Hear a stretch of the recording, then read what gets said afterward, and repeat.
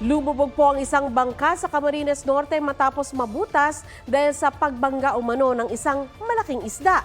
Sa video, makikitang kalahati ng bangka ay nakalubog na. Kwento ng gurong sakay nito, halos isang oras silang nagpalutang-lutang sa gitna ng laot. Papunta raw sana sila sa isla ng Angalan mula sa Calaguas Island. Nabasa ang lahat ng gamit nila, pati ang pagkain, bigas at gulay na supply sana ng guro sa isla. Isang mangingisda ang sumagip sa kanila. Huwag magpahuli sa mga balitang dapat ninyong malaman. Mag-subscribe sa GMA Integrated News sa YouTube. Sa mga kapuso abroad, subaybayan nyo kami sa GMA Pinoy TV at sa www.gmanews.tv.